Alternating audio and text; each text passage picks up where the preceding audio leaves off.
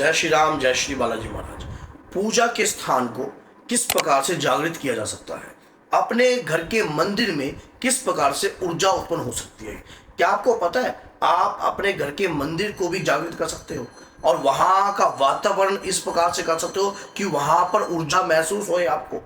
और अगर आपको वहां पर ऊर्जा महसूस आप करना चाहते हो और चाहते हो कि आपके घर में सुख शांति, पूरे घर के अंदर एक ऐसा हिस्सा हो जहां पर पॉजिटिविटी वास करे, तो आपको कुछ नियम ऐसे बनाकर चलने पड़ेंगे जो मैं आज को आपको वीडियो में बताऊंगा।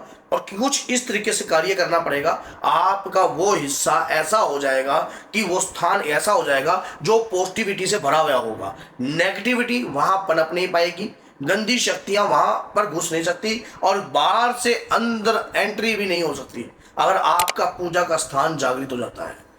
पूजा के स्थान में आप माँ का विग्रह रख रहे हो, हनुमान जी का रख रहे हो, ये आपके ऊपर डिपेंड है। जिस भी आपके जो भी इष्ट हैं उनकी आप जो आराध्य है उनका विग्रह जो है आपके सामने होना चाहिए। आपको अगर आप माँ की पूजा कर रहे हो तो एक काम कंटिन्यू करना है। क्या करना है? आपको दुर्गा सप्तशती का पाठ। दुर्गा सप्तशती का पाठ जो है आपको 3 अध्याय और सब शुरू में 108 नाम और सिद्ध कुंजिका स्तोत्रम, बस। और अगर किसी भी भक्त के पास मान लीजिए दुर्गा सप्तशती करने का समय नहीं है और वो भक्त कहता है कि मेरी लाइफ बहुत बिजी है और मेरे पास, लेकिन मैं चाहता ये हूं कि मेरा स्थान जो है जागृत रहे, मेरे घर का सुरक्षा कवच बन रहे, तो सिद्ध कुंजिका स्तोत्रम का पाठ माँ दुर्गा के 108 नामों से कर लीजिए। 108 नाम का जाप कीजिए पहले, उसके बाद सिद्ध कुंजिका स्तोत्रम का पाठ कीजिए और एक दीप का दान। मंदिर में बगैर नहाए प्रवेश ना कीजिए। मंदिर का वातावरण हमेशा सुगंधित रहना चाहिए। दीप का दान दीजिए गाय के घी का, और मंदिर के अंदर सुगंधित चंदन की खुशबू आनी चाहिए। माँ दुर्गा के चरणों में चंदन का इत्र लगाइए और एक ऐसा कपड़ा रखिए जिसके अंदर इत्र छिड़क दीजिए। सफेद कलर का होना चाहिए, जिसके अंदर पनीर छानते हैं लोग, वो वाला कपड़ा, और उसमें इत्र ओरिजिनल छिड़क दीजिए। जब कभी आप माँ के चरणों में इत्र लगा रहे हो तो उसी से अगले दिन इत्र पूछिए और उसी से इत्र लगाइए। वो कपड़ा माँ के चरणों में ही रखा रहने देना चाहिए। आपके मंदिर में ऊर्जा उत्पन्न रहेगी, सुगंध उत्पन्न रहेगी, आपको महसूस रहेगा कि घर के अंदर पॉजिटिविटी का एहसास रहेगा। ऐसा लगेगा कि कोई शक्ति आपके घर के मंदिर में है और वहां पर निरंतर क्या पूजा आप करते हो किसी को बताना नहीं चाहिए। बाहर के व्यक्ति का ताक झाक आपके मंदिर में नहीं होनी चाहिए। बाहर का व्यक्ति आपके मंदिर को मानो अंदर घुसकर नहीं देखना चाहिए, क्योंकि मंदिर में ऊर्जा का वास रहता है। एक लाल रंग का कपड़ा बिछाइए, माँ से प्रार्थना कीजिए, माँ को आसन दीजिए, आसन पे तकिया गद्दे इस प्रकार से लगाइए माँ के स्वरूप के पास ही, और माँ को कहिए कि माँ आप यहाँ आकर विराजमान होइए। और अगर आप छोटा सा हवन भी करते हो तो इतना सा हवन को मार्केट से ले आइए। नवग्रह लकड़ियों को तोड़ लीजिए और तोड़कर आप जो है शहद के साथ कपूर के साथ जो है भोग लगाइए और इस प्रकार से छोटा छोटा हवन कीजिए। फिर उसके बाद देखना आपके मंदिर के अंदर ये एक अष्टमी पे कर सकते हो आप हवन का कार्यक्रम, एक 14 पे कर सकते हो। मंदिर के अंदर ऊर्जा का वास होने लग जाएगा, नेगेटिविटी घर के मंदिर के नजदीक नहीं लगेगी।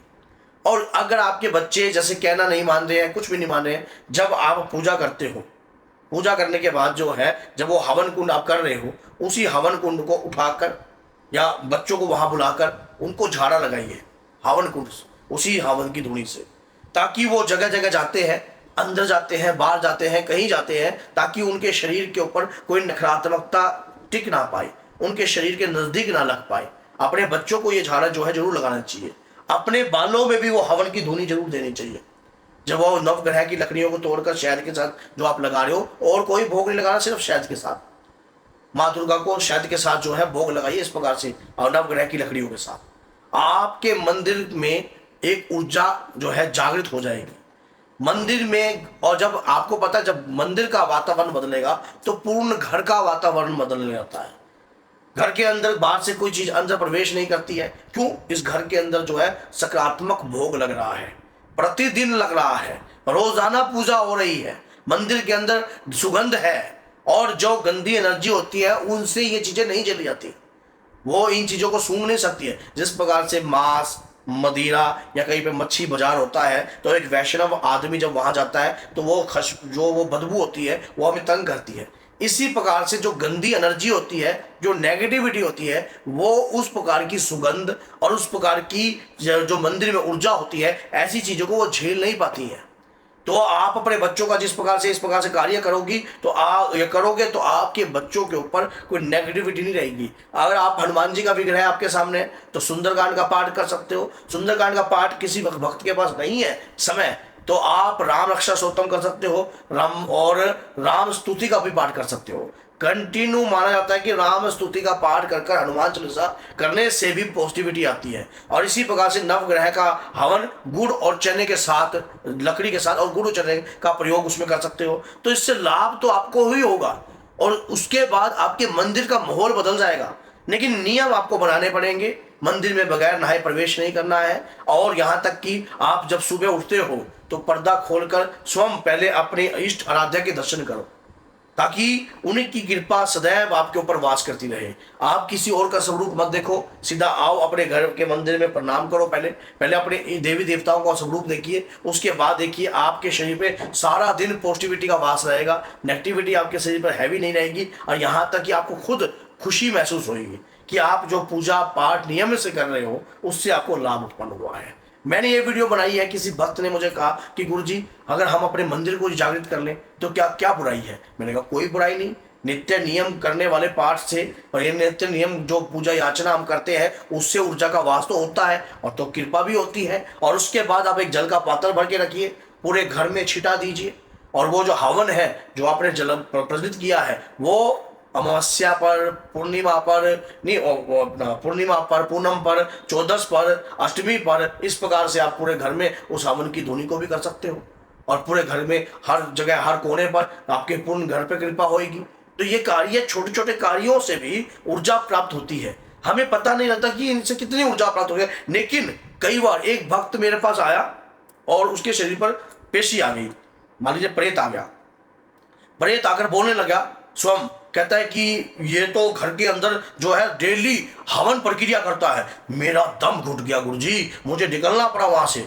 मेरा तो खाने को दौड़ रहा था, ये रोज कर रहा था, डेली कर रहा था, रोजाना कर रहा था और मेरे को बर्दाश्त हो गया। अब जाकर मुझे हल्का लगा है। वो प्रेत स्वयं ये बात बोल रहा है, क्योंकि ये घर में पूजा कर रहा था, ये ऐसा कार्य कर रहा था, ये ऐसा कार्य कर रहा था। तो वो चीजें जो हैं उनको पता लग जाती है। उन्हें पता है कि ये दम घुटेगा मेरा, अब मुझे घुटना पड़ेगा, तो इसलिए मुझे यहाँ से निकलना पड़ेगा। लेकिन शुरुआती समय पर आपको थोड़ा तकलीफ झेलनी पड़ सकती है, लेकिन मजबूती अपने इष्ट और अपने आराध्य पर पूर्ण रूप से विश्वास होगा तो आप जरूर जीतोगे। और अगर ये वीडियो आपको अच्छी लगी है तो लाइक कीजिए, चैनल को सब्सक्राइब कीजिए और 10 लोगों तक जरूर शेयर कीजिए। तो बोलिए जय सीता राम, जय माता दी।